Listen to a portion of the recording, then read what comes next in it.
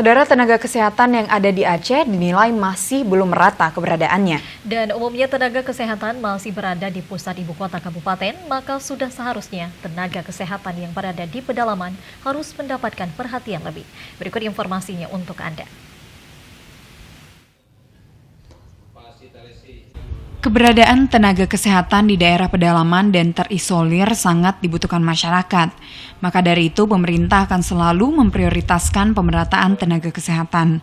Namun untuk Aceh, pemerataan tenaga kesehatan masih dirasakan belum merata, sehingga perlu perhatian tersendiri.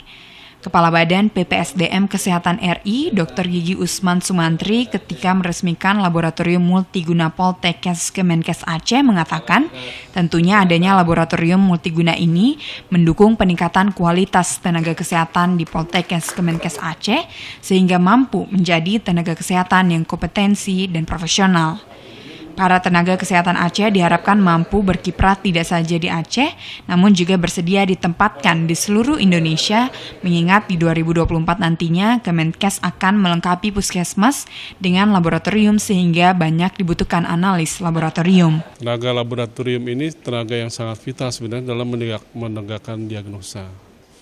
Untuk mengatakan pasti bahwa ini tuberkulosis, paru ya, untuk mengetahui pasti ini ada cacingan, istilahnya cacingan ya, parasit dan sebagainya, ini kan perlu lab. Nah, orang-orang ini memang harus betul-betul terampil di dalam mendukung peningkatan kompetensi petugas laboratorium.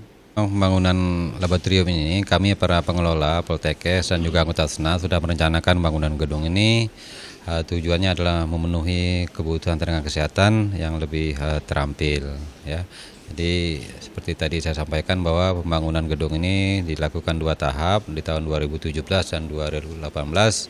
Kurang lebih ini dana APBN murni sejumlah kurang lebih 21 miliar. Gedung ini sendiri mempunyai 3 lantai yang masing-masing berfungsi sebagai laboratorium skill dan klinik PCT. Tentu adanya laboratorium multiguna ini mendorong pembelajaran para analis kesehatan ini untuk dapat lebih maksimal. Tim Liputan TVRI Aceh melaporkan.